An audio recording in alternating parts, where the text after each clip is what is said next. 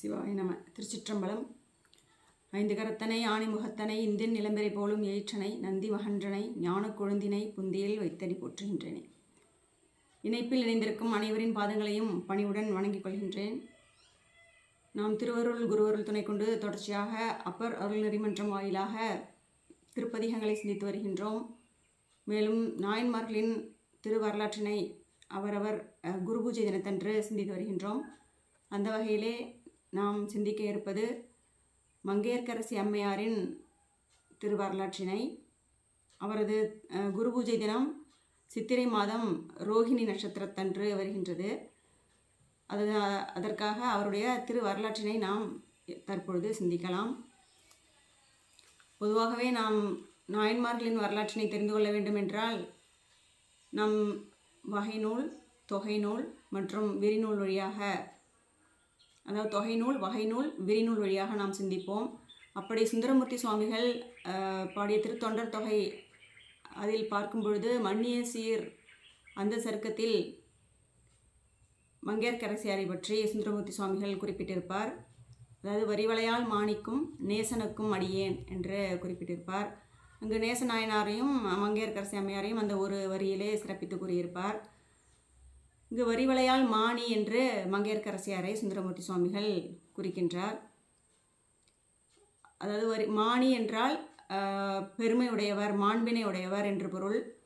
வரிகளையுடைய வளையல்களை அணிந்த மாணியாகிய அந்த மங்கையர்க்கரசி அம்மையாருக்கு அடியேன் என்று சிறப்பித்து சுந்தரமூர்த்தி சுவாமிகள் பாடியிருப்பார். மாணி என்ற அந்த சொல்லாட்சி மங்கையர்க்கரசி அம்மையாரையே குறிக்கும். சுந்தரமூர்த்தி சுவாமிகள், திருஞான சம்பந்த சுவாமிகள், சேக்கிழார் சுவாமிகள் இவர்கள் அனைவருமே மங்கையர்க்கரசியாரை பற்றி குறிப்பிடும் பொழுது மாணி என்ற சொல்லாட்சியை பயன்படுத்துவதை நாம் பார்க்கின்றோம். மாணி என்றால் மாண்பினை உடையவர், பெருமை உடையவர்.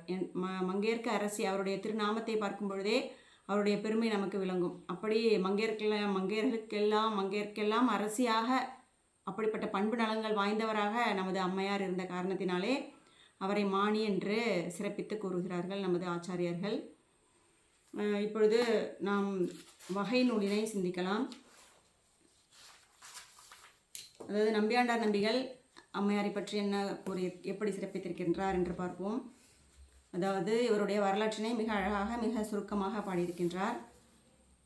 பூசல் அயில் தென்னற்கு அனலாக பொறாமையினால் வாசமலர் பாண்டிமாதேவியாம் மாணி கண்டீர் நேசம் விளங்க தமிழாகரற்கு அறிவித்து அவரால் நாசம் விளைத்தால் அருகந்தற்கு தென்னாட்டகத்தே என்று சிறப்பித்து பாடியிருக்கின்றார். அதாவது பூசல் அயில் தென்னனார் அப்படின்னா யாருன்னா இங்கே நின்றசீர் நெடுமாற நாயனாரை குறிக்கின்றார். நின்றசீர் நெடுமாற நாயனார் தான் நமது அம்மையாருடைய கணவன், அது நமக்கு தெரிஞ்சிருக்கும்.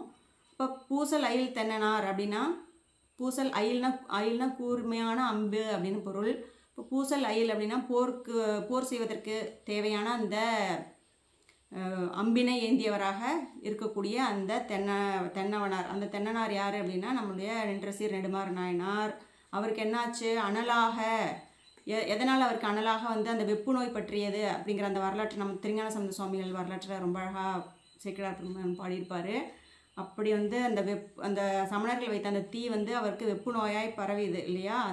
அந்த கேட்ட உடனே அவங்களுக்கு பொறாமைன்னா இங்கே பொறுக்க முடியாதவராயிடுறாங்களாம், மிகுந்த அச்சத்துக்கு உள்ளாயிடுறாங்க. அப்படிங்கிறதுலாம் அந்த வரலாற்றை பார்க்கும் பொழுது நாம் பார்ப்போம். அப்படி பொறாமையினால், அதாவது பொறுக்க முடியாத காரணத்தினால், வாசமலர் பாண்டிமாதேவியாம் மாணி கண்டீர். இந்த வாசமலர்னா வாசனையுடைய மலர்களை சூடிக்கொண்டிருக்கும் பாண்டிமாதேவியார் என்ன பண்ணுறாங்க, அந்த மாணி, அந்த பெருமையுடையவராகிய அந்த மாணி என்ன செய்கிறாங்க, நேசம் விளங்க தமிழாகரருக்கு அறிவித்து அப்படின்னு பாடுறாரு.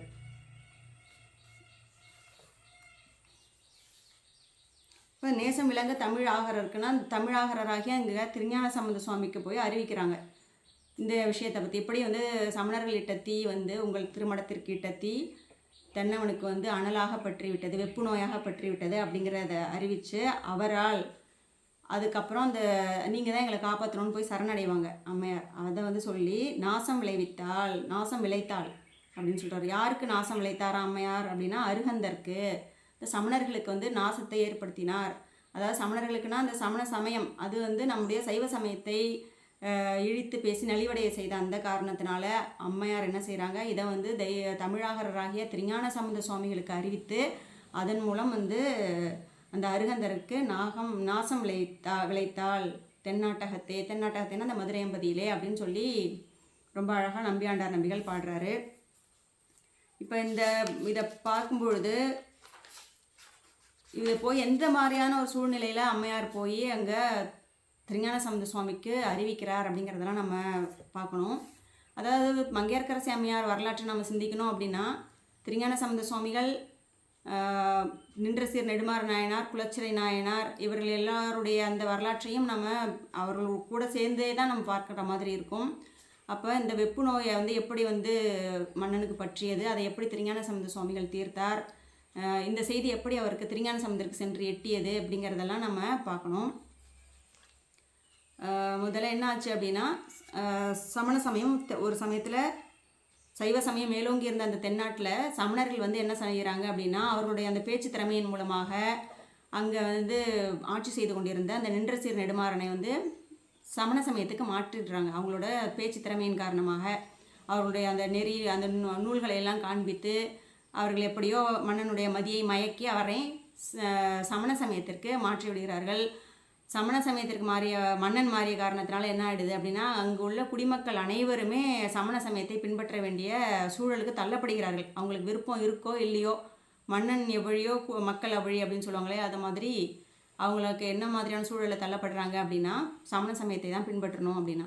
ஏன்னா சமணர்களுடைய முக்கியமான கொள்கை வந்து கண்டு முட்டு கேட்டு முட்டு அப்படிங்கிற மாதிரியான ஒரு தீவிரவாதம் அவங்கள்ட்ட இருந்திருக்கு. அதாவது சைவர்களை பார்த்தால் கண்டு முட்டு, அந்த சைவர்கள் சொல்வதை கேட்டால் கேட்டு முட்டு அப்படிங்கிற மாதிரியான அந்த ஒரு கொள்கையை அவர்கள் வைத்திருந்த காரணத்தினால இப்போ மன்னன் இந்த கொள்கையை பின்பற்றுறதுனால போய் அவர்கிட்ட சைவ வேடம் புனைந்து நின்றால் அது அவருக்கு கண்டு முட்டாயிடும். இந்த சைவத்தை பற்றி நம்ம பேசி அவரை மாற்றணும் அப்படின்னா அவருக்கு அதையும் செய்ய முடியாது, கேட்டு முட்டாயிடும். இப்போ இதுதான் மங்கையர்க்கரசியாருடைய நிலைமை. அங்கே என்னதான் மங்கையர்க்கரசியார் நமக்கு தெரியும், சோழர் குடியில் பிறந்தவங்க, சைவ சமயத்தில் வேரூன்றி இருந்தவர்கள், எப்பவுமே சிவபெருமானையே நினைத்து கொண்டிருப்பவர் அப்படிங்கிறதெல்லாம் பார்க்க போகிறோம். அப்படிப்பட்ட அம்மையாருக்கு இப்படி ஒரு இக்கட்டான சூழல், மன்னன்கிட்ட போய் சொல்ல முடியாத சூழல். ஏன்னா அவன் சமண சமயத்தை பின்பற்றி கொண்டிருக்கிறார். அவர்கிட்ட போய் சொல்லவும் முடியாது, ஏன்னா கேட்டு முட்டாயிடும். இவங்க வெளிப்படையாக திருநீர் பூசிட்டு வந்தாலும் அதன் மூலமாக ஒரு காட்சியின் மூலமாக அவரை வந்து மாற்றலாம் அப்படின்னா அதுவும் இல்லை, கேட்டு முட்டு அப்படிங்கிற மாதிரியான பெரிய தடைகள்லாம் இருக்குது. இப்படிப்பட்ட ஒரு இடர்பாடான சூழ்நிலையிலையும் அம்மையார் எந்த விதமான மனத்தளர்ச்சியுமே இல்லாமல் அந்த சைவத்தில் அவங்க மேலோங்கி நின்றாங்க, நிலைத்து அதை உறுதியாக பற்றி கொண்டிருந்தார்கள் அப்படிங்கிறதெல்லாம் பார்க்குறோம். அப்படிப்பட்ட அந்த சூழல் என்ன ஆகுது அப்படின்னா, இவங்க பாண்டிமாதேவியாருக்கு ஒரு செய்தி வருது. இங்கே வந்து திருஞான சம்பந்த சுவாமிகள் திருமறைக்காட்டிற்கு வந்திருக்கின்றார் அப்படிங்கிற செய்தி கிடைச்சோடனே இவங்களுக்கு பல நெடுங்காலமாக இவங்க வந்து காத்து கொண்டே இருக்கின்றார்கள், எப்போ வந்து இந்த சூழல் நமக்கு சாதகமாக அமையும் அப்படின்னு பார்த்துட்டே இருக்காங்க. இப்படி மன்னன் வந்து சைவ சமய, அதாவது சமண சமயத்தில் போய் சேர்ந்துட்டானே, அதனால இந்த மக்களும் கூட வெளிப்படையாக பெருமானை வந்து போற்ற முடியாத ஒரு சூழல், இப்படிப்பட்ட ஒரு கொடுமையான காலத்தில் நம்ம தள்ளப்பட்டுட்டோமே, இதிலிருந்து நமக்கு எப்பொழுதுதான் விடுதலை கிடைக்கப் போகின்றதோ அப்படின்னு அவங்க ஏங்கி தவித்து கொண்டிருந்த அந்த காலகட்டத்தில் இங்கே திருஞான சம்பந்த சுவாமிகள் யார்? பெருமானிடமே ஞானப்பால் உண்டு, அதன் மூலம் இந்த உலகம் முழுவதுமே சைவத்தை பரப்பி கொண்டிருப்பவர். இப்போ அவர்கிட்ட போனால் தான் நமக்கு இது முடியும் அப்படிங்கிறது, அவர் மட்டுமே நமக்கு பற்றுக்கோடு அப்படிங்கிறது அம்மையார் அந்த விஷயத்தை அவங்க தெரிஞ்சுக்கிறாங்க. இதுதான் பண்பு நலன்களில் சொல்லுவாங்க. ஒரு அரசியாராக இருக்காங்க அப்படின்னா அவங்க வந்து குடிமக்களை காக்க வேண்டியது அவர்களுடைய பொறுப்பு. என்னதான் மன்னன் சமண சமயத்துக்கு போயிட்டாலும் கூட இவங்களுக்கு அந்த பொறுப்பு இருக்குது. ஏன்னா இவங்களுக்கு சைவ சமயத்தோட அந்த பெருமை தெரிந்திருக்கின்றது. நம்முடைய பெருமானுடைய பெருமையெல்லாம் அறிந்து வைத்து கொண்டிருந்த காரணத்தினால எப்படியாவது இந்த மதுரையம்பதியை, இந்த திரு ஆலவாய், இந்த தென்னாட்டை வந்து எப்படியாவது திரும்பவும் சைவ சமயத்துக்கு கொண்டு வந்துடணும் அப்படிங்கிற அவங்களோட முயற்சியை இப்போ அவங்க கையெடுக்கிறாங்க. அதான் சொல்லுவாங்க இல்லையா, கொக்கொக்க கும்பும் பருவத்து மற்றதன் குத்தொக்க சீர்த்த இடத்து அப்படின்னு காலமறிதல் பற்றி திருவள்ளுவர் சொல்லியிருப்பார்.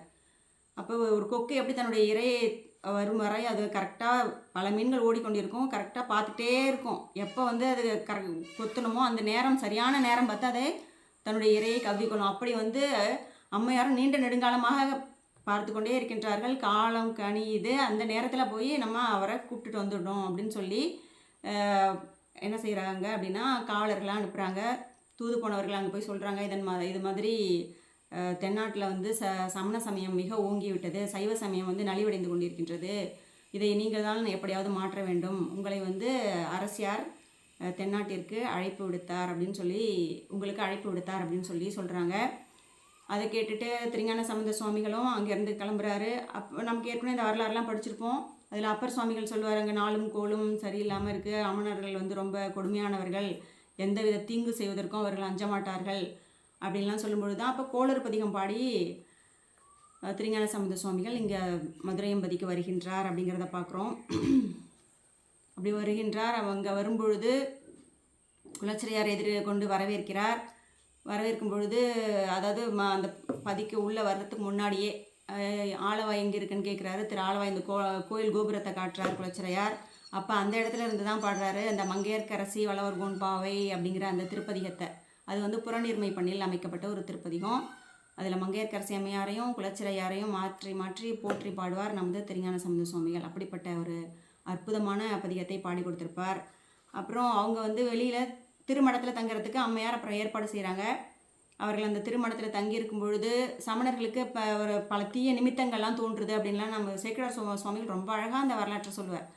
அப்படி அவங்களுக்கு தீய நிமித்தங்கள்லாம் தோன்றும் பொழுது இப்படி ஒரு சைவ சமயம் மேலோங்கிடக்கூடாது அப்படிங்கிறதுக்காக சமணர்கள்லாம் என்ன செய்கிறாங்கன்னா, அரசன்ட்ட போய் இந்த செய்தியை அறிவிக்கிறாங்க. அவர் ஆனால் அதுக்கு எந்த பதிலும் சரியாக சொல்லலை. அதாவது அவர்களை விரட்டுவதற்கு நாம் ஏதாவது செய்யணும் அப்படின்னு சொல்லிட்டு அந்த திருமணத்திற்கு போய் தீ வச்சிடுறாங்க.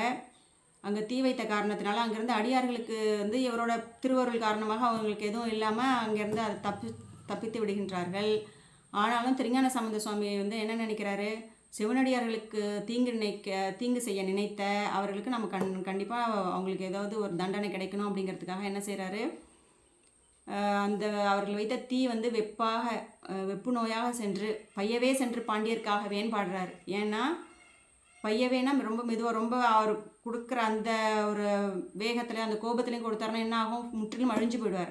ஆனால் நின்ற சீர் நெடுமாற நாயனார் வந்து அவருடைய முன்வினை பயன் காரணமாகவும் மங்கையர்க்கரசியாருக்கு கணவனாக இருக்கக்கூடிய அந்த காரணத்தினாலையும் என்ன பண்ணுறாரு, பையவே சென்று பாண்டியர்க்காகவே அப்படின்னு சொல்லி பாடுறாரு. அப்படி போய் அந்த தீ அந்த திருமடத்தில் வைக்கப்பட்ட அந்த தீ வந்து பாண்டிய மன்னனுடைய வயிற்றில் வந்து சேர்க்கிறது. வலி தாங்க முடியாது, சொல்லனாத துயரும்பாங்களே, அப்படி ஒரு துயரம் விழுந்து புரண்டு அப்படியே வேர்த்து கொட்டுது அவருக்கு அந்த வலியின் காரணமாக. வலி வந்து அதி தீவிரமாக போகும்போது என்ன ஆகும் அப்படின்னா, ஒரு மூர்ச்சை அடைவது போலவும் மயக்கமே வந்துடும், பயங்கரமாக வேர்த்து கொட்டும். அப்படிப்பட்ட ஒரு சூழல் உருண்டு பரல்ற அளவுக்கான ஒரு வெப்பு நோயாக போய் பாண்டிய மன்னனுடைய வயிற்றில் சென்று பற்றுகின்றது அந்த வெப்பு நோய். அதை வந்து எல்லாம் சொல்கிறாங்க. முதல்ல தூதுவர்கள்லாம் வந்து ஓடி வந்து அம்மையார்ட்ட வந்து சொல்கிறாங்க, திருஞான சம்பந்தர் மடத்துக்கு வந்து தீ வச்சுட்டாங்க நம்முடைய சமணர்கள் அப்படின்னு சொல்லி. நம்முடைய சமணர்கள் போய் தீ வைத்து விட்டார்கள் அப்படிங்கிற செய்தியை கேட்டோன்னா அவங்க பதறாங்க. இப்படி ஒரு பெரிய கேட்டினை செய்து விட்டார்களே, நம்ம தானே கூப்பிட்டு வந்திருக்கோம், அவருக்கு போய் நாம் கூப்பிட்டதன் காரணமாக தானே அந்த குழந்தை இங்கே வந்திருக்கின்றது, அவங்க போய் இப்படி வச்சுட்டாங்களேன்னு சொல்லி ரொம்பவே வருத்தப்படுறாங்க. வருத்தப்பட்டு என்ன செய்கிறாங்க, அதுக்கப்புறம் குலச்சிறையாரும் அவங்களும் பேசிக்கிறாங்க. இவங்க இப்படி ஒரு அதாவது சிவபெருமானை வழிபட்டு கொண்டிருப்பவருக்கு நாம் தீங்கு செய்தால் என்ன நடக்கும் அப்படிங்கிறத இவங்க தெரிஞ்சு வச்சுருக்காங்க. அப்போ இந்த அமணர்கள் போய் இப்படி ஒரு தீ வச்சுட்டாங்களே, இது நம்ம நாட்டுக்கேல கேடாக முடியும், இது என்னவாக போகுதோ அப்படின்னு சொல்லி ரொம்ப வருத்தப்படுறாங்க. அதாவது கருமுருட்டு அவன் கையர் தீங்கு இது கடைக்கால் வருவது எப்படியாம் என மனம் கொள்ளும் பொழுது அப்படின்னு பாடுறாரு சேக்கிழார் பெருமான். இதுக்கு கடைக்கால இனி வரும் காலத்தில் இது என்னவா போய் முடிய போகுதோ தெரியல, இப்படிப்பட்ட பெரிய தீங்கை செஞ்சுட்டாங்க சைவர்களுக்கு அப்படின்னு சொல்லி ரொம்பவே பயப்படுறாங்க. அப்படி அவங்க நினச்சிட்டு இருக்கும்போதே வந்து சொல்கிறாங்க, அடுத்த காவலர்கள் ஓடி வந்து அரசனுக்கு வெப்பு எடுத்தது என்று காவலர்களில் அந்த சமணர்களோட தூதுவர்கள் வந்து சொல்கிறாங்க. அரசனுக்கு வெப்பு எடுத்தது என்று அருகு கஞ்சுகிகள் உரை செய்ய பதைத்து ஒரு தனி தேவியார் புகுத. இப்போ அம்மாவுக்கு ஒரு பதைப்பு வந்துடுது.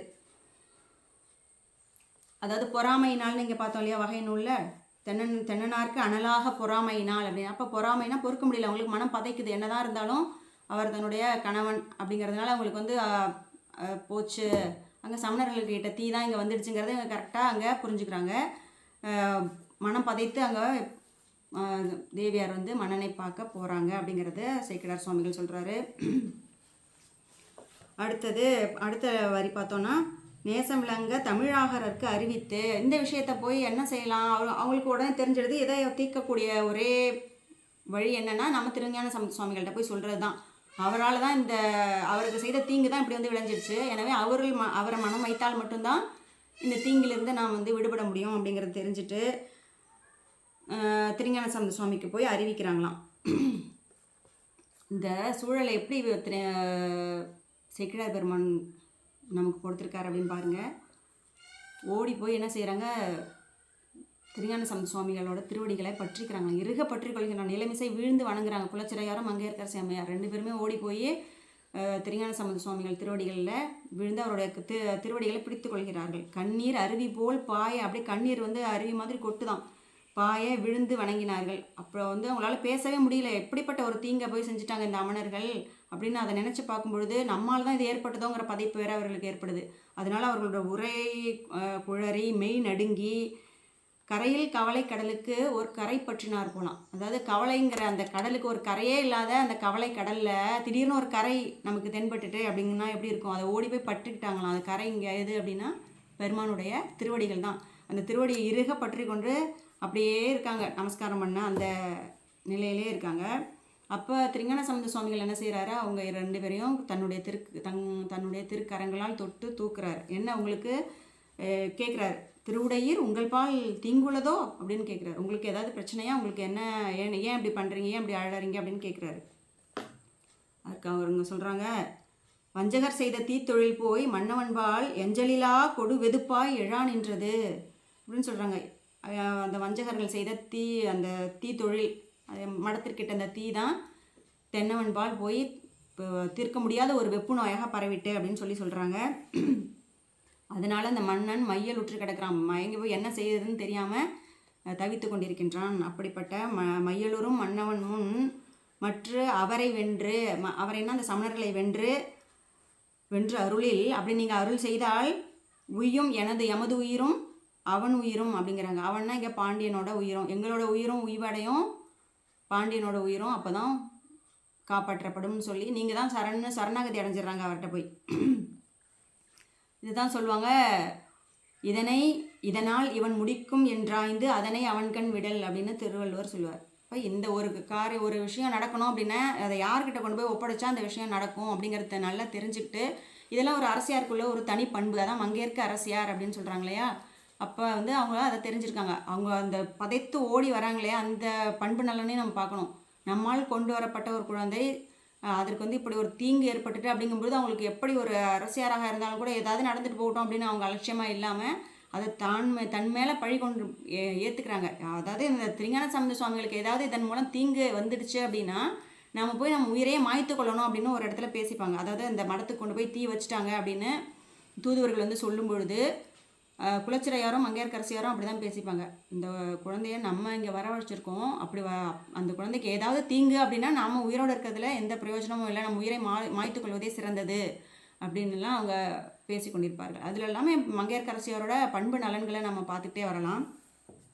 அப்படி இங்கே போய் இப்போ பாருங்கள், கரெக்டாக இந்த சரியான தருணத்தில் அவரை இங்கே வர வைக்கிறாங்க. வரவழைச்சு இந்த வெப்பு நோய் வந்துட்டு அப்படிங்கும் பொழுது அதை கொண்டு போய் இதை தீர்க்க முடியாது, யாரால் இவரால் மட்டும்தான் தீர்க்க முடியும் அப்படிங்கிறதையும் யோசித்து அந்த சமயோசித புத்தியின் காரணமாக அவர்கிட்ட போய் சொல்கிறாங்க.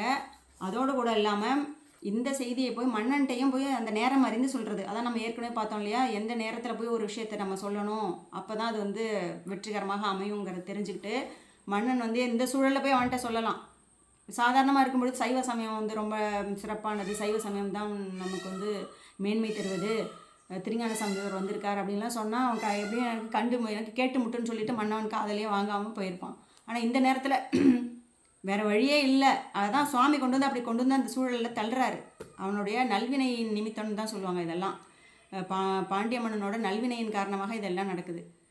அப்போ என்ன செய்கிறாங்க, அந்த நேரத்தில் போய் அம்மையார் சொல்கிறாங்க, இங்கே வந்து இதை மாதிரி தான் நடந்தது, திருஞான சம்பந்த சுவாமிகள் நம்ம ஊருக்கு வந்தார், அவருடைய திருமணத்துக்கு போய் அமணர்கள் தீ வச்ச காரணத்தினால தான் உங்களுக்கு வெப்பு நோய் வந்துடுச்சு, அதனால தான் அவங்களால எதுவுமே தீர்க்க முடியல, அவங்க தீர்க்க முயன்றாலும் கூட அது மேலும் பெருகி போகிறதுக்கான காரணம் இதுதான், இதை தீர்க்கக்கூடிய ஒருத்தர் யார் அப்படின்னா திருஞான சம்பந்தர் வந்தால் மட்டும்தான் இது முடியும் அப்படின்னு சொல்லி ரொம்ப அழகாக போய் மன்னவன்கிட்ட சொல்லுவாங்க. மன்னவனும் அந்த சமயத்தில் சரி அப்படின்னு அப்போ வந்து அவருடைய அந்த திருநாமம் திருஞான சம்பந்தருங்கிற அந்த திருநாமம் அவருடைய செவியில் போய் சேர்ந்த உடனே அந்த வெப்பின் தீவிரம் கொஞ்சம் குறைஞ்சது போல் மன்னவன் வந்து அதை பார்க்குறான் அப்படின்னு சொல்லுவாங்க. அதனால அவரும் ஒத்துப்பார். சரி திருஞான சம்பந்தரன் இவங்க வர சொல்லு அப்படின்னு சொல்லிட்டு அமணர்களையும் கூப்பிட்டு சொல்லுவார். இந்த வெப்பு நோய் உங்களால் தீர்க்க முடியல, நீங்களும் பல வாரம் முயற்சி பண்ணிட்டீங்க, இப்போ இதுக்கு ஒரே வழி வந்து திருஞான சம்பந்தர் அவர் தமிழாகரர் வர்றாரு, அவர் வந்து அவர் மூலமாக தீர்க்க முடியுதான்னு பார்ப்போம், நீங்கள் 2 பேருமே முயற்சி பண்ணுங்கள், யாரால் இந்த வெப்பு நோய் தீர்க்க முடியுதோ நான் வந்து அவர்கள் பக்கம் சார்வேன் அப்படின்னு எல்லாம் சொல்லுவார் அப்படின்னு எல்லாம் பார்த்துருப்போம். இப்போ என்ன பார்த்தோம்னா இப்படி வந்து இந்த நேரத்தில் இப்படி மங்கையர்க்கரசர் போய் அந்த தமிழாகரருக்கு அறிவிக்கிறாங்க அப்படின்னு இதை பார்த்துட்டு நம்ம மீதி வரலாற்றினை அப்புறம் சிந்திக்கலாம். அது எப்படி போய் அந்த சைவ மங்கை எப்படி ஓங்க செய்தார் நமது மங்கையர்க்கரசியார் அப்படிங்கிறத பார்க்கலாம். இப்போ வந்து திருத்தொண்ட புராணத்தின் விரிநூல் வழியாக பார்க்கலாம். சேக்கிழார் பெருமான் ரொம்ப அழகாக பாடுறாரு. மங்கையர்க்கு தனி அரசி அம்மையாரை பற்றி பாடும் பொழுது அம்மையார் வந்து மங்கையர்க்கரசியார் அப்படின்னு நமக்கு தெரியும். மங்கையர்க்கு தனி அரசி அப்படின்னு பாடுறார். மங்கையர்களுக்கெல்லாம் அரசியை போல இருப்பவர் அப்படின்னு பொருள். இப்போ தனி அரசினா என்னென்னா ஒப்பற்ற அப்படின்னு பொருள். இவங்களுக்கு ஒப்பாக இவர்களுடைய பண்பு நலனுக்கும் சைவத்திரத்தில் இவங்கள் இருந்த அந்த உறுதிப்பாட்டிற்கும் வேற யாரையுமே நம்ம வந்து ஒப்பிடு கூறவே முடியாது. அப்படிப்பட்ட தனிச்சிறப்பு பொருந்தியவர் நமது மங்கையர்க்கரசியார் அப்படின்னு பாடுறாரு. அடுத்தது எங்கள் தெய்வம் அப்படின்னு பாடுறாரு. அதோடு மட்டும் இல்லாமல் அவங்க யார்? எங்கள் தெய்வம் அப்படிங்கிறார். யாரெல்லாம் போய் நம்ம எங்கள் தெய்வம் அப்படின்னு சொல்லுவோம்? ஏதோ ஒரு இக்கட்டான சூழலில் நம்ம போய் இருக்கோம், வேறு வழியே இல்லை, நம்ம முடிஞ்சிடுச்சு அப்படின்னு நினைக்கும் பொழுது ஒருத்தர் வந்து நமக்கு கை கொடுத்து காப்பாற்றுறாங்க அப்படின்னா அந்த இடத்துல எனக்கு தெய்வம் போல் வந்து என்னை காப்பாற்றிட்டீங்க அப்படின்னு சொல்லுவோம் இல்லையா? அப்படி ஒரு அந்த உணர்ச்சி அங்கே வந்து சேக்கிழார் பெருமான் வெளிப்படுத்துகிறார். அப்படி இந்த மங்கையர்க்கரசி அம்மையாருடைய முயற்சி அங்கே இல்லை அப்படின்னா அங்கே என்ன இருக்கும் அப்படின்னா சமணம் மேலோங்கி தான் இருந்திருக்கும். அந்த சூழலே எப்படிப்பட்டதாக இருந்திருக்கும் அப்படின்னு நம்மளால் யோசித்து பார்க்க முடியாது. இறைவன் மங்கையர்க்கரசியாரை ஒரு கருவியாக பயன்படுத்தி அப்படி திருஞான சம்பந்தரை இங்கே வரவழைத்து அங்கே சைவ சமயத்தை மேலோங்க செய்தார் இல்லையா? அப்படி எங்கள் தெய்வம் அப்படின்னு சொல்கிறாரு. அப்படி எங்களுக்கு தெய்வமாக விளங்கியவர் அப்படின்னு சொல்கிறாரு. அடுத்தது வளவர் திரு குலக்கொழுந்து அப்படின்னு பாடுறார். வளவர் திரு குலக்கொழுந்து அப்படின்னு இங்கே வளவர்னா இங்கே சோழ மன்னனுடைய மகள் அப்படின்னு பார்க்குறோம்.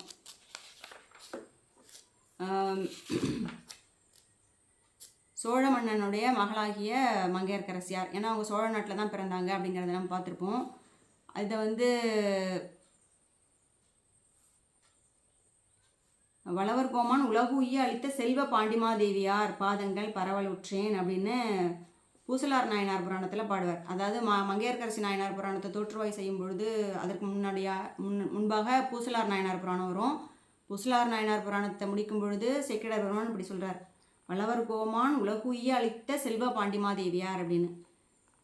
வளவர் கோமான் எதற்காக இந்த பாண்டிமாதேவியாரை பெற்றெடுத்தார் அப்படின்னா அந்த உலகத்தையே உய்விப்பதற்காக அப்படின்னு சொல்லி அவ்வளோ சிறப்பிக்கிறார் சேக்கிழார் பெருமான். அதுதான் சொல்கிறாரு.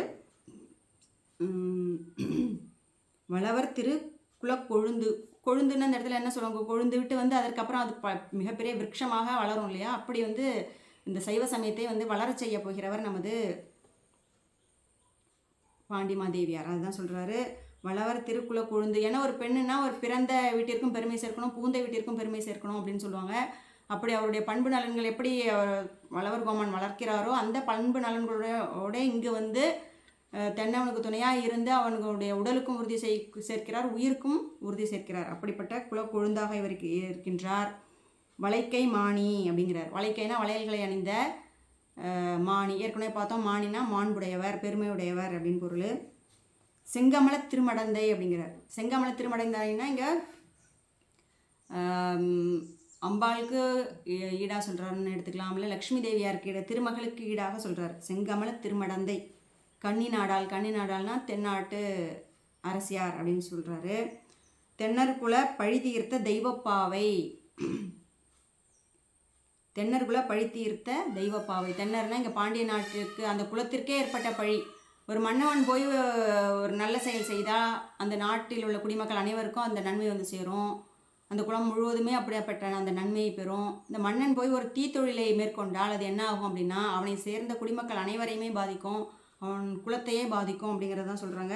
அப்படி அந்த குலத்திற்கே ஏற்பட்ட அந்த பழியை தீர்த்த தெய்வப்பாவை போல நமது மங்கையர்க்கரசியார் இருக்கின்றார் அப்படின்னு சொல்கிறாரு. அந்த பழியை எப்படி தீர்க்கிறாராம் நமது மங்கையர்க்கரசியார் அப்படின்னு பார்த்தா, எங்கள் பிரான் சண்பையர்கோன் அருளினாலே அப்படிங்கிறார்.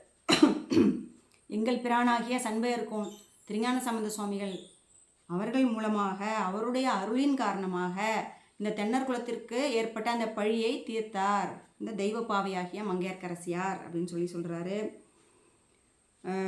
அப்போது அவருடைய அருளினாலே இருந்தமிழ் நாடுற்ற, இருந்தமிழ்னா இந்த பெரிய தமிழ்நாடு, தமிழ்நாடினாலே பாண்டி நாட்டை தான் குறிக்கும் அப்படின்னு சொல்லுவாங்க. முன்னாடி காலத்தில் தமிழ்நாடு அப்படின்னு சொன்னாலே அது பாண்டிய நாட்டை தான் குறிக்குமா.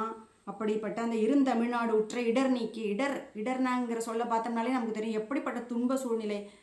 ஒரு சுதந்திரமாக பெருமானை வழிபடக்கூட முடியாத ஒரு சூழல், அப்படிப்பட்ட ஒரு பெரிய பேரிடர் அப்படிங்கிற மாதிரியான சூழல் அது. அப்படிப்பட்ட அந்த இடர் நீக்கி தங்கள் பொங்கொழி வெண்திருநீர் பரப்பினாரை.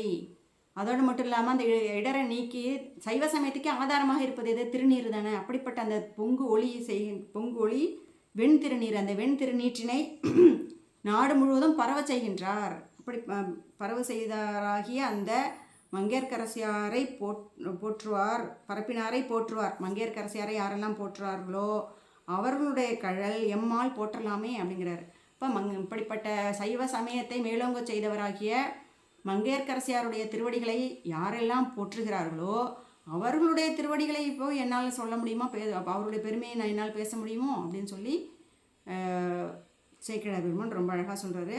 இப்போ எவ்வளவு பெருமை வாய்ந்தவராக சிறப்பிக்கிறார் பாருங்கள் அம்மையாரை, மங்கையர்க்கரசியாரை. ஏன்னா அவருடைய அந்த உறுதிப்பாடு, சைவ சமயத்தின் மீது அவர் கொண்ட பற்று, பெருமான் மீது அவர் கொண்ட அந்த பற்று, பெருமானையே சரணடைந்து விட்டார். எப்படிப்பட்ட இடரான சூழ்நிலை வந்தாலும் நமக்கு சாதகமான சூழ்நிலையில் இருக்கும்பொழுது நம்ம சைவ சமயத்தை கடைபிடிக்கிறது அப்படிங்கிறது அவ்வளோ ஒன்றும் பெரிய சிரமமான விஷயமா இருக்காது.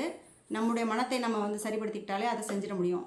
ஆனால் இவங்கெல்லாம் செய்யணும்னு நினச்சாலும் கூட புற சூழல் அவங்களுக்கு என்ன பண்ணுது, அதை செய்ய விடாமல் தடுக்கக்கூடியதான ஒரு இடர்பாடுடைய ஒரு நிலை. அப்படிப்பட்ட அந்த நிலையிலும் கூட சைவ சமயத்தில் இவங்க ஸ்திரமாக இருந்திருக்காங்க. அப்படி திடமாக அதை நம்பி அதை எப்படியும் மேலோங்க செய்யணும் அப்படிங்கிற அந்த ஒரு என்ன சொல்கிறது, மனத்தில் ஒரு கொள்கையை கொண்டிருந்திருக்கிறார்களே, அதுதான் சொல்கிறாரு. அப்போ அவரை அந்தளவுக்கு சிறப்பிக்கிறார். இப்படிப்பட்ட ஒரு மனநிலைமையுடைய ஒரு சைவ சமயத்தில் வேரூன்றி உள்ள அம்மையாரை இப்படி போற்றி பரவுகின்றார் சேக்கிழார் சுவாமிகள். இந்த வெண்திரு நீற்றினை எப்படி பரவ செய்கிறார் அப்படிங்கிறத திருஞான சம்பந்த சுவாமிகள் வரலாற்றில் நாம் பார்க்கலாம்.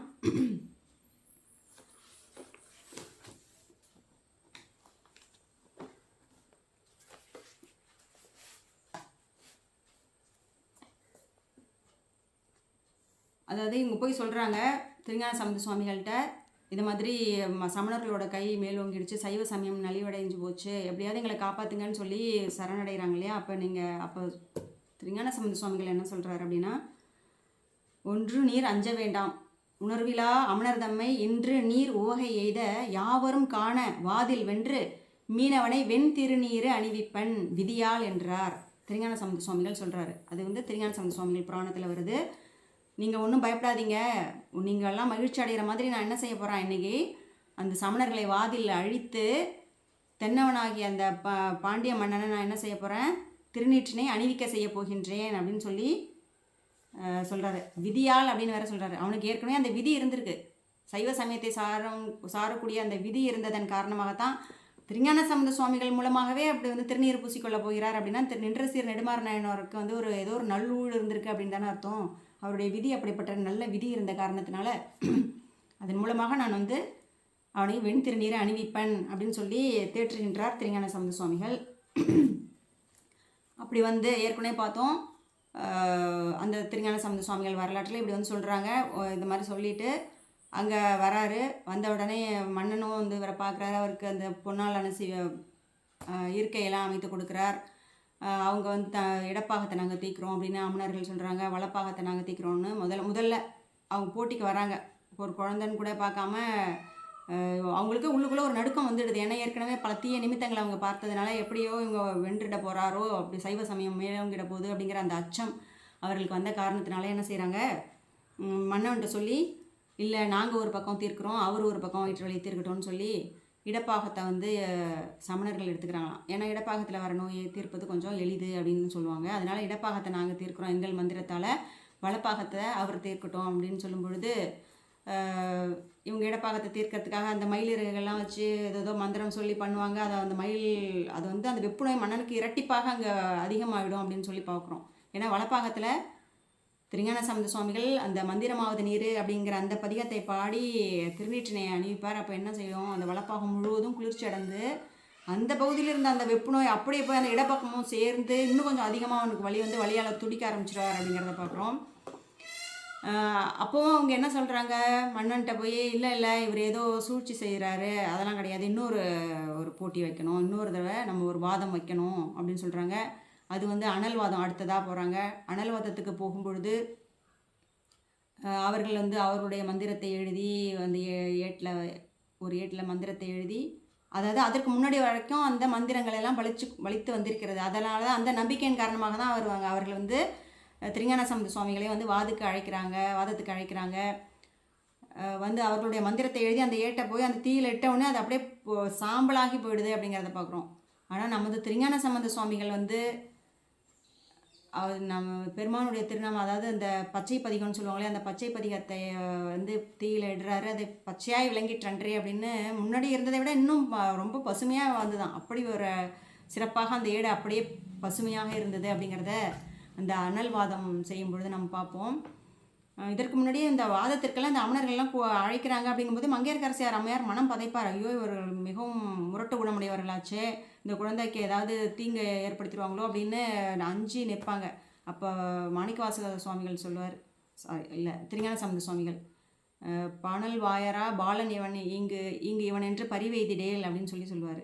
இவர்களுக்கு நான் எளியன் அல்லேன்னு சொல்லுவார். ஆளவாய் அண்ணல், ஏன்னா ஆளவாய் அண்ணல் என் உள் நிற்கவே அப்படின்னு பாடுவார். துணை நிற்கவேன்னு பாடிட்டு கடைசியில் என் உள் நிற்கவே அப்படின்னு சொல்லி அந்த பதியத்தில் பாடுவார். திரு ஆளவாய் அண்ணலோட துணை எனக்கு இருக்கும்பொழுது இவர்களுக்கெல்லாம் நான் ஒன்றும் எளியவனாயிட மாட்டேன், நீ ஒன்றும் பயப்பட வேண்டாம் அப்படின்னு சொல்லி அம்மையாரை தேற்றுவார். ஏன்னா அவர்களுக்கு வந்து அந்த பதைப்புடையே இருக்காங்க இவங்க. ஏன்னா அது ரொம்ப சின்ன குழந்தை, என்னதான் வந்து ஞான போனகம் அருந்தியவர் அப்படின்னா கூட பார்க்கும்பொழுது ரொம்ப சின்ன குழந்தையாக இருக்கே. இந்த அமணர்கள் முரட்டு குணமுடையவர்களாக இருக்காங்க.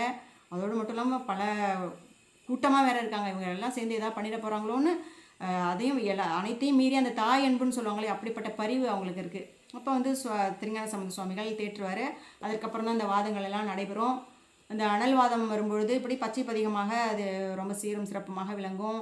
அப்பவும் கூட மன்னன்கிட்ட போய் இவங்க சொல்லுவாங்க, இல்லை கடைசியாக வந்து இன்னும் ஒரே ஒரு வாதம் செய்கிறோம், அந்த வாதத்துலேயே நாங்கள் தோர்த்துட்டோம் அப்படின்னா நீங்கள் எங்களை கழுவில் ஏற்றி விடலாம் அப்படின்னு சொல்லி அமணர்களே சொல்லுவாங்க. அதற்கு மன்னன் அப்படியா சரி ஆகட்டும்னு சொல்லிடுவார். அப்புறம் அந்த புனல்வாதத்துக்கு போவாங்க. புனல்வாதத்தில் தான் அந்த வைகை ஆற்றங்கரையில் போய் அவர்கள் என்ன செய்வாங்க அப்படின்னா, அவருடைய ஏட்டினை வைகை ஆற்றிலே விடுவார்கள். அதாவது வைகை ஆற்றில் விட்டால் அது என்ன செய்யணும், அப்படியே நிற்கணும், ஆற்றின் போக்கிலே போகாமல் அதை போட்ட இடத்துல அப்படியே நிற்கணும் அப்படிங்கிறது தான் அங்கே உள்ள அந்த வாதம். அவர்களுடைய ஏட்டினே வந்து அவர்களுடைய மந்திரத்தை கூறி ஆற்றில் இடுவாங்க. அது அடித்து வெள்ளத்தை அடிச்சுட்டு போய் சேர்ந்துடும், எங்கே போச்சுன்னே தெரியாத அளவுக்கு போயிடும். அதுவே நம்ம திருஞான சம்பந்த சுவாமிகள் அடுத்து என்ன பண்ணுவார், பெருமானுடைய அந்த திருநாமம் தாங்கிய அந்த ஏற்றினை என்ன செய்வார் அப்படின்னா வைகை ஆற்றில் விடுவார். அது என்ன செய்யும், அந்த இடத்துல நிற்கிறது ஓடோட மட்டும் இல்லாமல் ஆற்றோட எதிர் திசையில் அப்படியே போகும் அப்படின்னு பார்ப்போம். அதான் திரு ஏடகம்ங்கிற இடத்துல போய் அந்த ஏடு தங்கும் அப்படின்லாம் பார்த்துருப்போம். குலச்சிறையார் போய் எடுத்துகிட்டு வருவார். அப்புறம் வந்ததுக்கப்புறம் இவங்க வந்து அந்த புனல்வாதத்துலேயும் தோற்று போன காரணத்தினால அவர்களை வந்து கழுவேற்றி விடுவார் மன்னன். இப்படிங்கிற இந்த வரலாற்றுனா பார்ப்போம். அதுக்கப்புறம் தான் வந்து இவர் வெண்திருநீர் அணிவிப்பன், நீங்கள் ஒன்றும் அஞ்ச வேண்டாம் அப்படின்னு சொல்கிறார் இல்லையா. அப்படி வந்து மன்னனுக்கு வந்து அதுக்கப்புறம் திருஞான சம்பந்த சுவாமிகள் திருநீற்றினை கொடுக்கிறார் அப்படிங்கிறத பார்க்குறோம். அது எப்படி சொல்கிறார் பாருங்கள் சேக்கிழார் பெருமான். தென்னவன் தனக்கு நீரு சிறபுறச் செல்வர் ஈந்தார், முன்னவன் பணிந்து கொண்டு முழுவதும் அணிந்து நின்றான். மன்னவன் என்ன பண்ணுறாராம், முழுவதும் அந்த திருநீற்றினை வாங்கி திருஞான சம்பந்த சுவாமிகளின் கையாலேயே அந்த திருநீற்றினை வாங்கி முழுவதும் தன் உடல் முழுவதும் பூசிக்கொண்டு நிற்கிறாராம். மன்னன் நீர் அணிந்தான் என்று மற்றவன் மதுரை வாழ்வார் துண்ணி நின்றார்கள் எல்லாம் தூய நீர் அணிந்து கொண்டார். ஆகா, மன்னனே திருநீர் அணிஞ்சுக்கிட்டானேன்னு அப்போ பாருங்க அவருடைய மனநிலைமையில் எப்படி ஒரு சந்தோஷம். அங்கே மங்கையர்க்கரசியாரோட அம்மையாரோட மனநிலைமையை நினச்சி பாருங்கள். இத்தனை வருட காலங்களாக பெரிய இடர், இது என்னடா இது, ஒரு திருநீற்றினை கூட வெளிப்படையாக பூசிக்கொள்ள முடியாத ஒரு சூழலாக இருக்கிறதே. இந்த உலகுக்கெல்லாம் ஒரே உறுதி உடையவராகிய பற்றுக்கோடாகிய நம்முடைய பெருமானை போய் நம்மளால் தரிசிக்க முடியலையே, இது என்ன இப்படி ஒரு இக்கட்டான சூழல் இருக்கேன்னு அவங்க பலகாலம் மனம் வருந்தி நின்ற அந்த நிலையில் ஒரு மாறுபாடு, ஒரு மலர்ச்சி சைவத்துக்கு. இப்படி வந்து மன்னவனே திருநீர் அணிஞ்சிட்டாங்கும் போது மற்ற அங்கே இருந்தவங்க எல்லாருமே, அந்த குடிமக்கள் அனைவருமே எடுத்தெடுத்து மேலே திருநீற்றையும் பூசிக்கொள்கின்றார்களாம். அப்புறம் பூதி மைக்கு அணிந்து வேந்தன் புனிதனாய் உய்ந்த போது, திருநீற்றினை எடுத்து அந்த வேந்தன் பூசிக்கிட்ட உடனே அவர் நின்ற சீர் நெடுமாறன் ஆயிடுறார் அப்படின்னு பார்க்குறோம். கூன்பாண்டியன் நிமிர்ந்தாருங்கிறத பார்க்குறோம். புனிதனாய் நிற்கிறாராம். புனிதனாய் உய்ந்த பொழுது நீதியும் வேத நீதி ஆகியே நிகழ்ந்தது, எங்கும் மேதினி புனிதமாக வெண்ணீற்றின் வெறிந்த ஜோதி மாதிரம் தூய்மை செய்து அமன் இருள் மாய்ந்ததன்றே அப்படின்னு சேக்கிழார் சுவாமிகள் பாடுவார். இப்போ இந்த அமணர்களால் ஏற்பட்ட அந்த தென் திரு நாட்டிற்கு ஏற்பட்ட இந்த இருள், அப்படி இருள்னு தான் சொல்லணும், ஒரு தீய சக்தி அப்படின்னு சொல்லுவாங்களே, அப்படி வந்து இருள் சூழ்ந்தது போல இருந்த அந்த இருளினையும் திருஞான சம்பந்த சுவாமிகள் தன்னுடைய வெண்திரு நீற்றினை கொடுத்து அதை மாற்றுகின்றார் அப்படின்னு பார்க்குறோம். அதுதான் இங்கே இப்போ முதல் பாடலில் சொல்கிறாரு. எங்கள் பிரான் சண்பேரர்கோன் அருளினாலே இருந்தமிழ் நாடுற்ற இடர் நீக்கி தங்கள் பொங்கொழி வெண்திருநீர் பரப்பினாரை போற்றுவார். அங்கே பொங்கு ஒளி வெண்திருநீற்றினை இப்படி தான் பரப்புறார் மங்கையர்க்கரசு சுவாமிகள். யாரோட அருளினால் பரப்புறார் அப்படின்னா திருஞான சம்பந்த சுவாமிகளின் அருளினால் அந்த தென் திருநாட்டிற்கு வந்த அந்த தீங்கினை மாய்த்து சைவ சமயத்தை எங்கே மேலோங்க செய்த பெரும் பங்கு நமது மங்கையர்க்கரசி அம்மையாருக்கு இருக்குது அப்படிங்கிறத பார்க்குறோம். அதனால் அவருடைய திருவடிகளை யாரெல்லாம் வணங்குகிறார்களோ அவர்களுடைய திருவடிகளை நான் என்னால் வந்து போற்றி செய்ய முடியுமா அப்படின்னு சொல்லி சேக்கிழார் சுவாமிகள் பாடுறாரு. அடுத்தது இரண்டாவது பாடல். பூசுரர் சூளாமணியாம் புகழிவேந்தர் போனக ஞானம் பொழிந்த புனித வாக்கால் தேசுடைய பாடல் பெறும் தவத்தினாரை செப்புவது யாம் எண்ணறிந்து தென்னர்கோமான் மாசில் புகழ் நெடுமாறன் தனக்கு சைவ வழித்துணையாய் நெடுங்காலம் மன்னி பின்னை ஆசில் நெறி அவரோடும் கூட ஈசர் அடிநிழல் கீழ் அமர்ந்திருக்க அருளும் பெற்றார் அப்படின்னு சொல்லி பாடுறாரு. அதாவது பூசுரர் சூளாமணியாம்னா இங்கே பூசுரர்கள்னால் மறையோர்கள். சுரர்னா தெரியும் நமக்கு, தேவர்கள். அசுரர் அதாவது சுரர், அசுரர்னா அரக்கர்கள். இப்போ பூசுரர்னா அந்த பூலோகத்தில் இருக்கக்கூடிய தேவர்கள் போன்றவர்கள். யாருன்னா அந்த மறைகளை ஓதக்கூடிய அந்த மறையவர்கள். பூசுரர் சூளாமணியாம், அந்த மறையவர்களுக்கு சூளாமணின்னா மணிமுடி போல் விளங்குகின்ற புகழிவேந்தராகிய திருஞான சம்பந்த சுவாமிகள் அவருடைய, அதாவது போன ஞானம் பொழிந்த புனித வாக்கால். போன ஞானம் பொழிந்தனா, போனம்னா அறிவு, ஞானம், அதாவது போனக ஞானம் பொழிந்த, அதாவது அந்த ஞானத்தின் பிழிவாய் அவருடைய திருப்பதிகங்கள் எல்லாமே எப்படி இருக்கும் அப்படின்னா ஞானத்தின் பிழிவாக தான் இருக்கும். ஏன்னா அவர் அம்மையாரிடம் ஞானப்பால் உண்ட அந்த குழந்தை, ஞானப்பாலை உண்ட காரணத்தினால் அவர் உடல் முழுவதும் அவர் வாக்கு ஒவ்வொரு அணுவும் அப்படியே அமிர்தமாக மாறிடுது. இப்போ அந்த அமிர்தத்திலிருந்து வெளிப்படக்கூடிய அந்த பதிகங்கள் அனைத்துமே அமிர்தத்தின் துளிகளாகத்தான் நம்ம பார்க்கணும். அப்படி அந்த திருஞான சம்பந்த சுவாமிகளோட திருவாக்கு புனித திருவாக்கு அப்படின்னு சொல்கிறார். அப்படிப்பட்ட அந்த புனித திருவாக்கை வச்சு இந்த அம்மையாரை பாடுறார். மங்கையர்க்கரசி அம்மையாரை போற்றி செய்கின்றார் திருஞான சம்பந்த சுவாமிகள். ஏன்னா அவருக்கு தெரிஞ்சிருக்கு தென்னாட்டில் வந்து எப்படிப்பட்ட ஒரு சமணம் ஓங்கிய சூழல்லையும் கூட மன்னன் சரி சமணத்தை சார்ந்துட்டா நாமும் சமண சமயத்தை சார்ந்து அப்படியே நம்ம வாழ்க்கையை ஓட்டிட்டு போயிடலாம் அப்படின்னா அவங்க இல்லை. ஏன்னா அவங்களுக்கு சைவ சமயத்தின் அந்த மாட்சிமை அவங்களுக்கு தெரிஞ்சிருந்த காரணத்தினால அங்கே எப்படியாவது திரும்ப சைவ சமயத்தை நிலைநாட்ட வேண்டும் அப்படிங்கிற அவருடைய அந்த உறுதிப்பாடு. அதற்காக மங்கையர்க்கரசியாரையும் குலச்சிறையாரையும் ஒரு பாடலில், முதல் பாடலில் மங்கையர்க்கரசியாரை பாடுவார், அடுத்த பாடலில் குலச்சிறையாருடைய புகழ பாடுவார், அடுத்தது மங்கையர்க்கரசியார் குலச்சிறையார்னு அப்படி அந்த பதிகம் முழுவதுமே திருஞான சம்பந்த சுவாமிகள் பாடிக்கொண்டே வருவார். அதுதான் அந்த மங்கையர்க்கரசி வளவர்கோன் பாவை அப்படின்னு நம்ம ஏற்கனவே பார்த்த அந்த திருப்பதிகம். அப்படி வந்து இந்த புனித வாக்கால் பாடல் பெறக்கூடிய அந்த தகுதி, அந்த தவமுடையவராக நமது மங்கையர்க்கரசியார் இருக்கிறாராம். தேசுடைய பாடல், தேசுனா ஒளி விளங்கக்கூடிய, தேசுனா ஒளின்னு அர்த்தம். அப்படி ஒளியுடைய பாடல் பெறும் தவத்தினாரை, என்ன ஒளி அது? ஞான ஒளியை பரவச் செய்கின்ற அந்த திருப்பாடல், அதை பெறக்கூடிய அந்த பெரும் தவம். அப்போ எப்படிப்பட்ட ஒரு பெரிய தவத்தை நமது மங்கையர்க்கரசியார் புரிந்திருப்பார் அப்படிங்கிறத நம்ம பார்த்து மகிழ்ச்சி அடையணும். அப்படிப்பட்ட பெரும் தவத்தினாரை செப்புவது யாம் எண்ணறிந்து, அவங்களோட பெருமையை போய் நான் எப்படி சொல்ல முடியும் என்னால் அப்படின்னு பாருங்கள். சேக்கிழார் பெருமானுக்கு எப்படிப்பட்ட பணிவு பாருங்கள். அப்போ மங்கையர்க்கரசியாரோட அந்த பெருமையை நம்ம தெரிஞ்சுக்கணும். அதன் மூலம் என்னாலே என்ன சொல்ல முடியும்? இங்கே திருஞான சம்பந்த சுவாமிகளே வந்து புகழ்ந்து பாடுறாருன்னா நான் போய் இன்னும் அவங்களை புகழ்ந்து பாடுறதுக்கு வேறு என்ன இருக்குது அப்படின்னு சொல்லி பாடுறார். தென்னர்கோமான் மாசில் புகழ் நெடுமாறன் தனக்கு தென்னர்கோமானாகிய அந்த நெடுமாறன் நின்ற சீர் நெடுமாறன் ஆகிட்டார் இல்லையா. மாசில் புகழ் இப்போ ஏற்கனவே மாசுடையவராக இருந்தார் சமண சமயத்தை சார்ந்ததுனால. இப்போ திருஞான சம்பந்த சுவாமிகளின் அருளினால என்ன ஆகிடுறார், அவருடைய மாசு கழுவப்பட்டு விடுகின்றது. அதனால் மாசில் புகழ் நெடுமாறனாக ஆகிறாரு. அப்படிப்பட்ட அந்த நெடுமாறன் தனக்கு சைவ வழித்துணையாக இருக்கின்றார்களாம் நமது அம்மையார். சைவ சமயத்தை அவனை சார செய்து வழித்துணையாக இருக்கின்றார் அப்படின்னு பார்க்குறாங்க, சொல்கிறாரு. அதாவது ஒரு மனைவி அப்படிங்கிறவங்க அவருடைய உடலுக்கு மட்டும் துணையாக இல்லை, அந்த பிறவிக்கு மட்டும் துணையாக இல்லை, உயிர்க்கே துணை செஞ்சுட்டாங்களாம். இப்போ சைவ சமயத்தை அவர் சென்று பற்றுகின்றது ஒரு உயிர் அப்படின்னா அந்த உயிர் எப்பொழுதும் சைவ சமயத்திலே தான் நிலைத்திருக்கும். அதுக்கு வேறு துணையே தேவையில்லை, பெருமானுடைய துணையே இருக்கும். அப்படி வழித்துணையாய் இந்த சைவ சமயத்தை சார செஞ்சுட்டாங்கன்னா அவங்களுக்கு நின்ற சீர் நெடுமாறனுக்கு வேறு என்ன அவங்க பெரிய ஒரு சகாயத்தை செஞ்சிட முடியும், இதை விட வேற என்னத்தை செஞ்சிட முடியும். அவருக்கு ஒரு கணவனை சைவ சமயத்தை சார செய்து அவரை பெருமானை வழிபட செய்கிறார் அப்படின்னா அதை விட பெரிய ஒரு சகாயமான ஒரு சூழலை எந்த மனைவியாலையும் செய்ய முடியாது. அப்படிப்பட்ட ஒரு செயலை அம்மா செஞ்சுருக்காங்க அப்படிங்கிறத பாடுறாரு. மாசில் புகழ் நெடுமாறன் தனக்கு சைவ வழித்துணையாக இருக்காங்க. நெடுங்காலம் மன்னி இப்போ இறைவன் அருளால் என்ன செய்கிறாங்க, இவங்க 2 பேரும் நெடுங்காலம் இந்த உலகத்தில் சீரும் சிறப்பமாக ஆட்சி செய்கிறாங்க. அது என்ன ஆட்சின்னா சைவ சமயத்தை மேலோங்க செய்யக்கூடியதான ஒரு மாட்சிமையுடைய ஒரு ஆட்சியை அவர்கள் செய்கிறார்கள். நெடுங்காலம் மன்னினா நிலைத்திருந்து. பிறகு பின்னை ஆசில் நெறி அவருடன் கூட, ஆசில் நெறின்னா அந்த குற்றமற்ற அந்த நெறியில் அந்த முக்தி அடையக்கூடிய அந்த சூழல் நெருங்குகின்றது. ஆசில் நெறி அவருடன் கூட ஈசர் அடி நிழல் கீழ் அமர்ந்திருக்க அருளும் பெற்றார் அப்படின்னு சொல்கிறாரு. இப்போ ஈசனோட திருவடி நிழலில் போய் இவங்க இருக்கக்கூடிய அந்த பேரருளினை மங்கையர்க்கரசியார் பெறுகின்றார் அப்படின்னு சொல்லி பாடுறாங்க.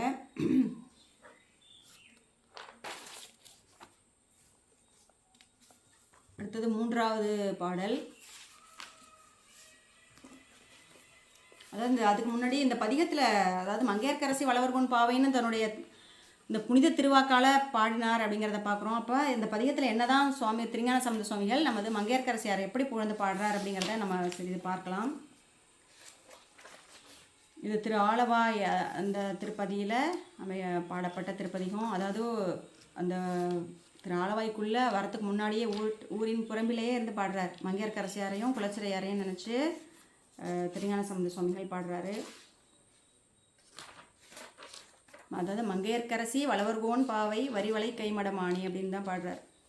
இவரும் மங்கையர்க்கு அரசி, மங்கையர்களுக்கெல்லாம் அரசி போல இருக்கின்றார். வளவர்கோன் பாவை, வளவர்கோன்னா சோழருடைய திருமகளாக இருக்கின்றார். வளவர்கோன் பாவை வரிவலை கைமடமானி, இவரும் மாணிங்கிற சொல்லாட்சியை பயன்படுத்துகிறார் பாருங்க. வரிகளை உடைய வளையல்களை அணிந்த கையினை உடைய மடமானின இளமையுடைய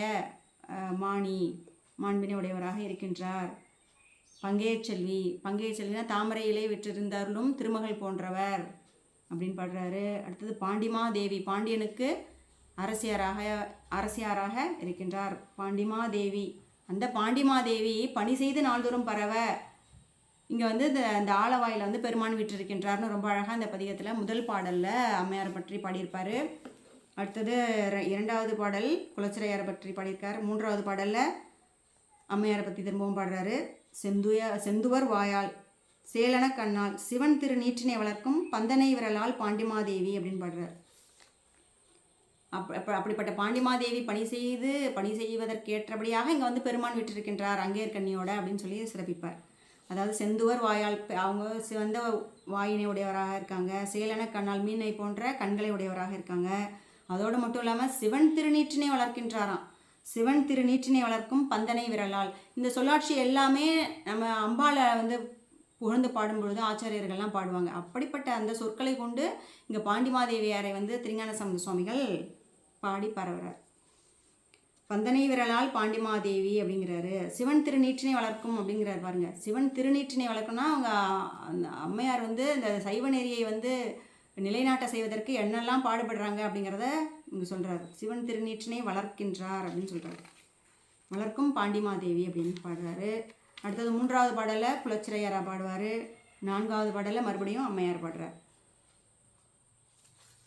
அதாவது 3வது பாடலில் அம்மையார் பாடிட்டார், 4வது பாடலில் குலச்சிறையாரை பாடுறார். அடுத்தது 5வது பாடலில் அம்மையார் பற்றி பாடுறார்.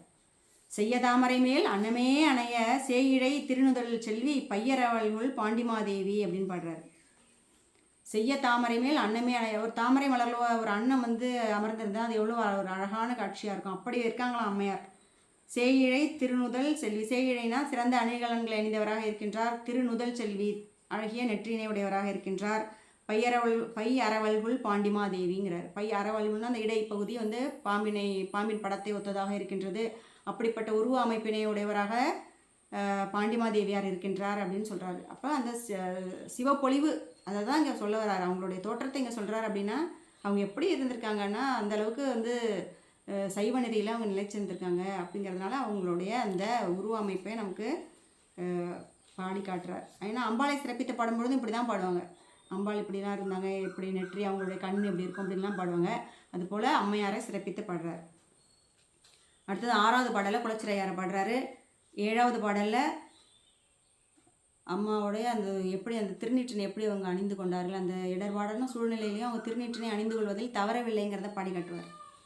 முத்தின் தாழ் வடமும் சந்தன குழம்பும் நீரும் தன் மார்பினில் முயங்க பத்தியாருகின்ற பாண்டிமாதேவி பாங்கொடு பணி செய்ய நின்ற அப்படின்னு பாடுவார். இப்படி பாங்கொடுனா என்ன முறைமையோ அந்த சைவ நெறியில் என்ன முறைமையில் பெருமானை வழிபட வேண்டும்னு சொல்லப்பட்டிருக்கோ அப்படியெல்லாம் வந்து பெருமானை போற்றி வழிபடுறாங்களாம்.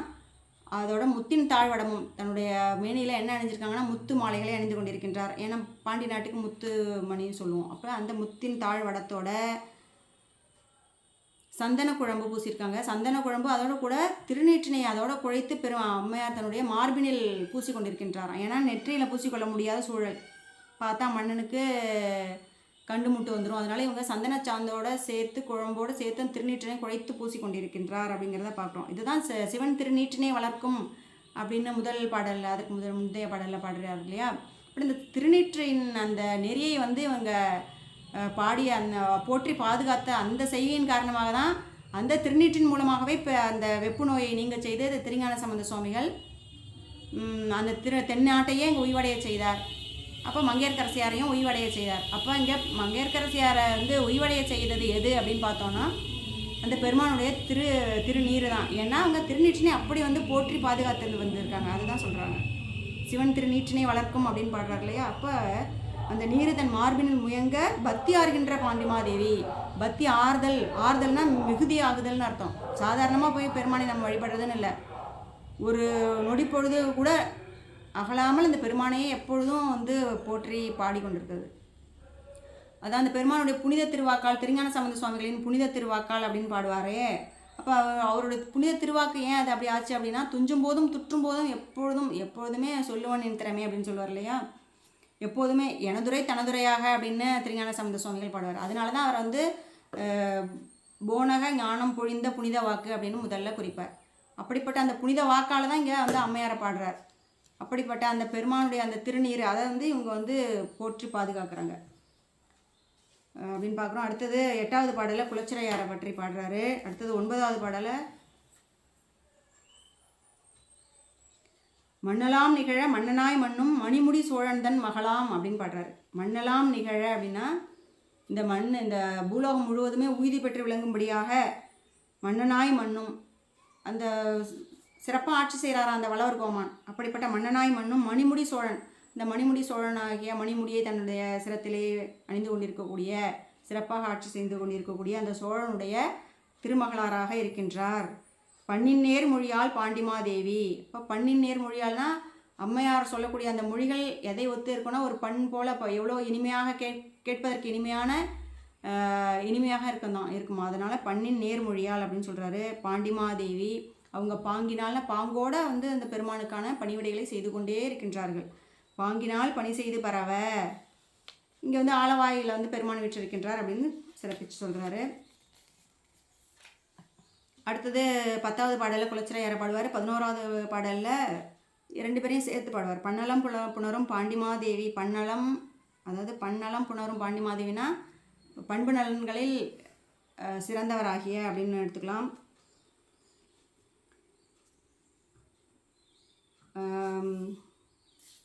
பன்னலம் புணரும் பாண்டிமாதேவி குலச்சிறை எனும் இவர் பணியும். இவங்க 2 பேரும் பணிகின்ற இந்த ஆலவாய் ஈசன் அப்படின்னு சொல்லி பாடுவார். பன்னலம் புணரும் பாண்டிமாதேவி குலச்சிறை எனுமிவர் பணியும் அன்னலம் பெரும் சீர் ஆலவாய் ஈசன் திருவடி ஆங்கவை போற்றி கண்ணலம் பெரிய காழியுள் ஞான சம்பந்தன் செந்தமிழ் இவை கொண்டு இன்னலம் பாட வல்லவர் இமையோர் ஏத்தை விற்றிருப்பவர் இனிதே. இப்போ இப்படி இந்த குலச்சிறையாரையும் மங்கையர்க்கரசி அம்மையாரையும் போற்றி பாடியிருக்கக்கூடிய இந்த பாடல்களை யாரெல்லாம் பாடுறாங்களோ பாட வல்லவர் எப்படி இருப்பாங்களாம், இமையோர் ஏத்த விற்றிருப்பவர் இனிதே அப்படின்னு சொல்கிறாரு. இப்போ அதிக பலனில் பாருங்கள். அப்போ பெருமானுடைய அடியார்கள் இவர்கள் இருவரும், பாண்டிமாதேவியாரும் குலச்சிறையாரும். அப்போ அவர்களுடைய திருவடிகளை நாம் போற்றி பரவுறோம் அப்படின்னா நம்மளுக்கு மிகப்பெரிய பலனை அது கொண்டு வந்து தரும் அப்படிங்கிறத இங்கே பதிக பலனாக சொல்கிறாரு. இப்படி திருஞான சம்பந்த சுவாமிகளின் திருவாக்கிலேயே அந்த புனித திருவாக்கிலேயே, ஏன்னா அவருடைய உரைனா அது யாருடைய உரை, எனதுரை தனதுரையாகன்னு சொல்கிறார். இப்போ பெருமானுடைய உரை தான், பெருமானுடைய திருவருள் தான் இங்கே திருஞான சம்பந்தர் மூலமாக இவருடைய பெருமையை இந்த உலகையே செய்கிறார் திருஞான சம்பந்த சுவாமிகள் அப்படின்னு நம்ம பார்க்குறோம். அப்படிப்பட்ட மிகப்பெரிய சீரும் சிறப்பும் கொண்டவர் நம்முடைய மங்கையர்க்கரசி அம்மையார். இப்போ பார்த்தோன்னா திருஞான சம்பந்த சுவாமிகளின் திரு அவதாரமே என்ன அப்படின்னா அந்த பரசமயத்தை போக்கி, பரசமய கோளறி அப்படின்லாம் சொல்லுவோம். அப்படி அந்த பரசமயத்தை போக்கி சைவ சமயத்தை நிலைநாட்ட செய்வதற்காக தான் அவருடைய அவதாரமே இருக்குது. ஏற்கனவே திருஞான சம்பந்த சுவாமிகளும் பாடுவார். எப்போவுமே சிவசிந்தனையில் தான் இருந்திருப்பார். அவர் கைலாயத்தில் திருந்தடி மறக்கிலாது இருந்த என்னை மையல் செய்து மண்ணின் மீது பிறக்கினாய்க்கு அப்படின்னு பிறக்க செய்தாய் அப்படின்னு சொல்லி பாடுவார். நான் உன்னோட திருவடியை மறக்காமல் தானே பெருமான் இருந்தேன், என்னை மையல் செய்து இங்கே பிறக்க வைத்தாயே அப்படின்னா எதற்காக அவருடைய திரு அவதாரம் அப்படின்னா என்ன நம்ம பார்த்துருப்போம் அவருடைய திரு வரலாற்றில். அப்போ இந்த சைவ சமயம் ஓங்க செய்யணும், சைவ சமயத்தை நிலைக்க செய்யணும் அப்படிங்கிறதுக்காக தான் அப்படின்னு பார்க்குறோம். அப்போ அவருடைய அந்த திரு அவதாரத்திற்கு ஏற்றாற்போல் மங்கையர்க்கரசி நாயனாருடைய புராணமும் அதில் வருது. இப்போ மங்கையர்க்கரசி நாயனார் அவரை வர செய்கிறாரு. இந்த தென்னாட்டில் சைவத்தை நிலைநிறுத்த செய்வதற்கு திருஞான சம்பந்த சுவாமிகள் அவர் என்ன செய்கிறாரோ அவருக்கு உறுதுணையாக இங்கே மங்கையர்க்கரசியாரும் இருக்கிறார் அப்படிங்கிறத பார்க்குறோம். அதனால தான் நம்ம மங்கையருக்கு தனி அரசி அப்படின்னு சொல்லி பாடுவார். இப்போ ஒரு நாயன்மாரை இன்னொரு நாயன்மாரோட நம்ம ஒப்பிடவே கூடாது. ஒவ்வொரு நாயன்மார்களுடைய செயலும் அவரவர் வாழ்க்கையில் அது யாரையுமே ஒப்பிட முடியாத ஒரு அரிய பெரிய செயலை தான் அவங்கெல்லாம் செஞ்சுருப்பாங்க. சாதாரண மனிதர்களால் செய்ய முடியாத ஒரு அரிய பெரிய செயலை செஞ்சு தான் அவங்க பெருமானுடைய திருவடியை சென்று சேருவார்கள். அதாவது அந்த உறுதிப்பாடு, பற்று இருக்கிறது. எந்த ஒரு சூழல் வந்தாலும் சரி தான், எந்த ஒரு சாக்கு போக்கும் சொல்லாமல் சரி இதனால் நான் இதுக்கு மேலே என்னால் இப்படி பண்ண முடியாது அப்படின்னு நம்ம மனம் தளர்வடையாமல் அந்த உறுதிப்பாட்டோடு இருக்கணும் அப்படிங்கிறது தான் நமக்கு மங்கையர்க்கரசி நாயனாரோட புராணம் நமக்கு சொல்லுது. யார் நமக்கு எந்த ஒரு இடர்பாட்டை கொடுத்தாலும் தடங்களை கொடுத்தாலும் அதையெல்லாம் மீறி நம் பெருமான் திருவடியிலேயே நமது சிந்தையை வைத்திருந்து பெருமாளுக்கு நம் விண்ணப்பம் வைத்துக்கொண்டே இருந்தால் கண்டிப்பாக ஒரு காலத்தில் பெருமான் நமக்கு அருள் புரிந்தே ஆவார் அப்படின்னு நம்ம பார்த்துருப்போம். அருளாதொழியான் நமக்கென்று அப்படின்னெல்லாம் பாடுவாங்க. பன்னாள் இவன் நம்மை அழைப்பொழியான் என்று அப்பர் சுவாமிகள் பாடுவார். அப்படி நம்ம சாமிகிட்ட விண்ணப்பம் வச்சுக்கிட்டே இருந்தோம்னா கண்டிப்பாக என்றோ ஒரு நாள் காலம் கனிய செய்வார், நமக்கான அந்த அருளை பெருமான் கண்டிப்பாக நல்குவார் அப்படிங்கிறது தான் மங்கையர்க்கரசி நாயனார் அம்மையாருடைய புராணம் மூலமாக நம்ம பார்க்குறோம்.